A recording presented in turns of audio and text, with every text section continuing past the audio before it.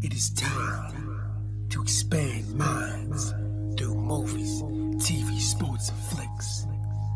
It is time to boldly go where no podcast has gone before. It is time for the Captain Talks Flicks. The Captain Talk Flicks. Welcome to the Captain Talks Flicks podcast. I'm your host, the Captain Cortez, aka Mr. Love, and this is where we talk flicks. I welcome the podcast where me, the Captain, talks about movies, TV, sports, flicks, anything you can see on a tube or a screen. I like to get on here and give my unique perspective because after 47 years of being on planet Earth, I've developed a new perspective about these movies, TV, sports, and flicks, and I like to get on the about it. Because just maybe you care. And according to the stats, it looks like you do care. I want to give a big shout out to the Philippines. Got some plays over in the Philippines this past week. Gracias, gratitude, Doraba. In Philippines, I heard if you have Twitter or X, whatever they call it, Elon Musk is now charging you $1. So, I'm sorry to hear that, but I do appreciate you listening to the podcast. Thanks very much. And just FYI, back in the day I went to school to be a radio DJ, but never got a job. I think I never got a job because I just didn't have the speaking skills. If I would have had speaking skills, then maybe that would enable me to become a radio DJ. But it didn't, and it allowed me to become the greatest podcaster in the Matrix. Something to debate, might be true, might not be true, but I said it on the internet, so it's gotta be true, right? Because everything on the internet is facts, not facts, true, false, propaganda, fake news, the Matrix, rain, snow, sleet, ice, grass, dirt, soil. I don't know. I didn't make the internet. Ask the people that made the internet. So when you're online, just be aware, just watch out. Anyways, I can ramble all day, but it won't. Let's get right into the podcast. But first, a word from our sponsor. Ladies and gentlemen, do you like hummus and pretzels? Well, the Captain, Jay Cortez, loves hummus and pretzels. I just ate hummus and pretzels earlier today. Well, if you love hummus and pretzels the way I love hummus and pretzels, recording artist Sun Tzu Cosmic just dropped a track about hummus and pretzels. So if you want to hear Sun Tzu Cosmic with his cosmic raps rap about hummus and pretzels in only the way he can, I will put a link below to the track called Hummus and Pretzels. Check it out and eat some hummus and pretzels. Now, let's get on with the podcast. Ladies and gentlemen, I am back again. And it's a lovely day. Even though outside it's rainy, a little cold and damp and wet, it's still a lovely day.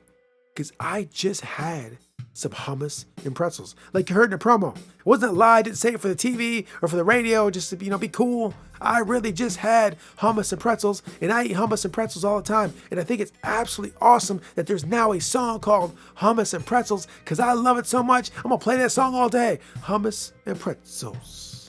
Hummus, hummus, hummus, hummus, hummus and pretzels. It goes something like that. It's a fantastic song. When you want to get in the mood to eat hummus and pretzels, just play that song and be eating it all day. So I just got done eating hummus and pretzels. They're absolutely fantastic. I watched a little bit of YouTube and saw some conspiratorial things like, bro, these guys are crazy. They think such crazy stuff. And maybe it's true. Maybe it's not. I don't know. It doesn't really matter. Just words, language. Doesn't matter if it's true or not. Who cares? I just watch for entertainment. But anyways, yeah, so life is good. It's a little rainy, wet. I had hummus and pretzels. I'm watching conspiratorial YouTube videos, which is just crazy rabbit hole to go down. And life is good. I woke up this morning. I ate food today. I was able to clean myself, right? Got gas in my car. Simple pleasures of life. Beautiful, beautiful thing. But now it is time to podcast. And ladies and gentlemen, this week, I'm going to talk about my most favorite franchise in the galaxy, in the universe, in the cosmos. And if you've been here before, you know what that is. But if you've not been here before, my favorite franchise in the entire multiverse galaxy universe is the one and only Star Trek. Yes, I love Star Trek so much. And this week I got to see Star Trek Lower Decks, Caves. Yes, wonderful, dope episode. But before I get into that, a couple things. First of all, there will be spoilers. And second of all, I do own some shares in the parent company of Star Trek. I just want to be clear and transparent to let you know. Now that I told you that, let's get into Star Trek Lower Decks Caves. Ladies and gentlemen, this is an absolutely fantastic episode yet again. I say it every episode, but every episode is absolutely fantastic to me. They're all so great. I love them. They're just written so beautifully, so wonderfully. And it also made me think like, man, you know what? Star Trek has had a lot of episodes in caves. I never really thought about it until this episode where they kind of bring it up and they kind of talk about it, almost poke fun of it like damn, Star Trek has had a lot of episodes in caves. I'm like, man, that is pretty true. And then I started to think about it and I was like, yeah, that is really true. And then I talked to this other Star Trek fan about it. I know this lady, she's in the Star Trek as well. We were talking about this week. And she said, yeah, it's true. There's tons of episodes in caves. And part of the reason she said was because the budget. Because we have a budget like they had. They kind of just had to do that, budget-wise, budget constraints, whatever. But no matter if it was budget or not, a lot of those cave episodes are absolutely fantastic. So this week, we just get to see them poking fun at caves and what happens when you're stuck in caves. But what I want to do this week, like I always do, is try to find what we can learn from the episode. What lessons are there? What did I see this week that made me say, I see some wisdom in this show. So what I thought when I saw this episode was like, you know what? They're stuck in caves, right?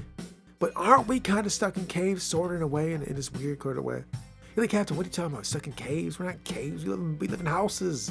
We walk in buildings. We're not stuck in caves, are we? No? Are you stuck? I kind of thought being stuck in a cave was kind of like going to work. like how is it like going to work? Because in a lot of the Star Trek episodes when they're stuck in caves, a lot of times they're stuck with people they don't want to be stuck with, right? They're stuck in caves with people they prefer not to be around with. And they're just kind of bring people together and they're stuck in these caves. And when you go to work, that's kind of what happens. I've been on this planet for 47 years. And I've had a lot of jobs working for the man. I've worked for the man many years. A lot of working for the man.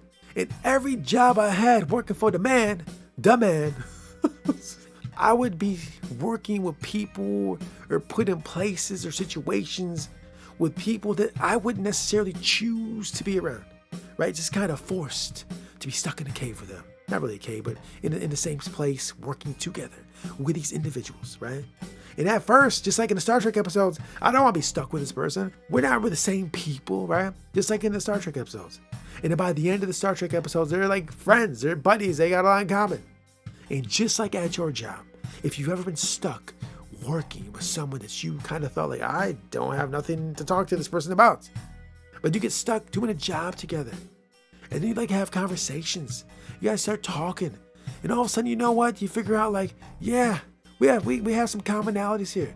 This is a very interesting human being. So as I've navigated the workforce in my later years, I would not look at it like being stuck in a cave with somebody a lot of times. But anytime I'm kind of with someone I don't really know, like they would just talk and you get to find out things, interesting perspectives, interesting things they spend their time doing, learning things. I mean, everyone I talk to, I don't really talk about myself a lot. I'm asking a lot of questions because I just want to learn more about their world and their life and what they do.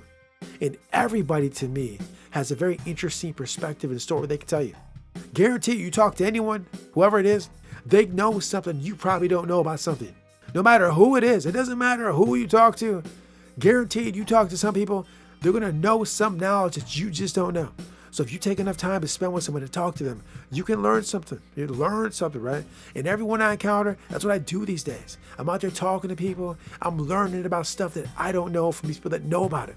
The world is so big and complex and vast. There's so many things to know. You cannot possibly know it all. I don't care if you got Google or Bing or whatever. It does not matter. You can't know it all, right? So when we get stuck in these caves, quotation marks, don't be adversarial. Take time to learn from these people.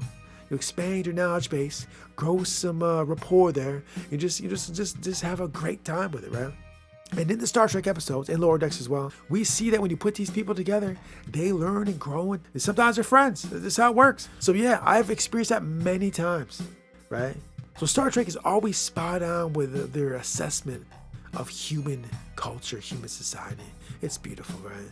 And so if you're ever stuck in a cave with somebody, quotation marks, work cave or something, social event cave, or whatever kind of cave you want to label, don't fight it. Just kind of learn from each other, right? And like I said, I've been in those kind of situations so many times, I can't even count them. And to be fair, not every single time will you come back being best buds. But at least you might, understand each other a little bit more than you did going into it, right? At least that's the way I see it. Maybe it's not true. Maybe I don't know what I'm talking about. Maybe you're stuck in a cave with somebody, quotation marks, and it's the absolute worst experience of your entire life. You dread it, you hate it, you learn nothing. That's possible. But maybe you should just open your mind and expand it. I don't know. I don't even know what I'm talking about. I just get out here and just talk about the things I see in these TV shows. And that's kind of the lesson kind of thing I saw this week. At least to me. Maybe you didn't see it. Maybe you did. I don't know.